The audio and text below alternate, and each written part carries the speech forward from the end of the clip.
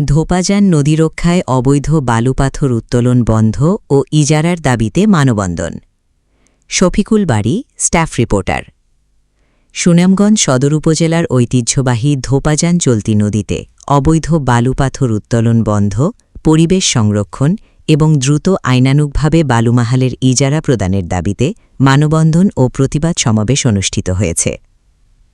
বুধবার ২৯ জুলাই সকালে শহরের আলফাত স্কয়ার ট্রাফিক পয়েন্ট এলাকায় ধোপাজান চলতি নদী রক্ষা আন্দোলন কমিটির উদ্যোগে আয়োজিত কর্মসূচিতে সভাপতিত্ব করেন উপদেষ্টা এরশাদ মিয়া। সমাবেশে প্রধান বক্তা ছিলেন আহ্বায়ক গোলাম হোসেন অভি। বক্তারা অভিযোগ করেন, দীর্ঘদিন ইজারা কার্যক্রম বন্ধ থাকায় একটি প্রভাবশালী চক্র রাতের আধারে ড্রেজার ও নৌযান ব্যবহার করে অবৈধভাবে বালুপাথর উত্তোলন করছে। এতে সরকার রাজস্ব হারানোর পাশাপাশি নদীর স্বাভাবিক প্রবাহ ব্যাহত হচ্ছে এবং নদীপাড়ের বসতবাড়ি, কৃষি জমি ও বিভিন্ন স্থাপনা ভাঙনের ঝুঁকিতে পড়ছে। তারা অভিযোগ করেন, নদীপথে পুলিশি তৎপরতা থাকা সত্ত্বেও অবৈধভাবে বালুপাথর বোঝাই নৌযান চলাচল করায় সংশ্লিষ্টদের ভূমিকা নিয়ে প্রশ্ন তৈরি হয়েছে। এ সময় রাতের টহল জোরদার, নিয়মিত ভ্রাম্যমাণ আদালত পরিচালনা, টাস্কফোর্স গঠন এবং অবৈধ উত্তোলনের সঙ্গে জড়িতদের আইনের আওতায় আনার দাবি জানানো হয়।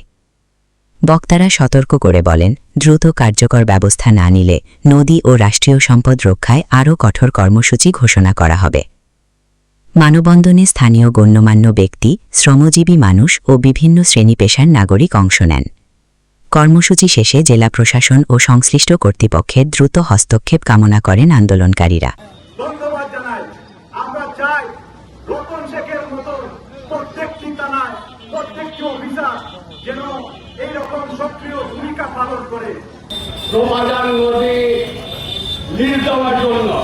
কারণ এই ধোপাজান নদী লিজ হলে কি হবে, হাজার হাজার শ্রমিক পরিবার বেঁচে খেয়ে পড়ে থাকতে পারবে।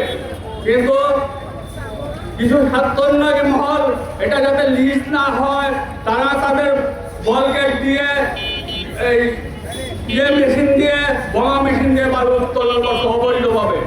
দিনে রাতে ওভারের লোড হচ্ছে প্রত্যেকদিন বালু, কিন্তু আমরা প্রশাসনের কোনো কার্যকর ভূমিকা দেখতে পাচ্ছি না।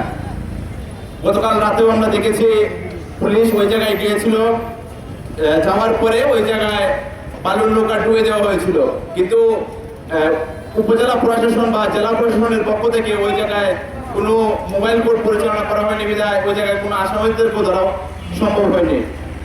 আমরা চাই এই লুটপাট বন্ধ হোক, বৈধ প্রক্রিয়ায় এই জায়গায় ইজারা দেওয়া হোক। বিগত দিন ৫ আগস্ট ২০২৪ এর পরবর্তীতে ২০০০ লোক আমরা দেখতে পাইছি। পরবর্তীতে আমাদের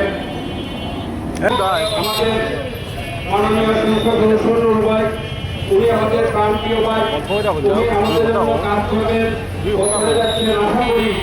আমি পড়াশোনার দৃষ্টি আকর্ষণ করছি, আমরা যে আশা করছিলাম পড়াশোনার কাছে, আসলে তার বিপরীত আমরা এখন দেখতেছি।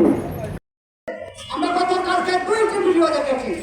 একটি ভিডিওতে আমরা দেখেছি পুলিশ ঘুরে আছে আর বালুকে কোনো বালু নিয়ে পালাচ্ছে, তাহলে ওই ক্যাম্প রাখা দরকার।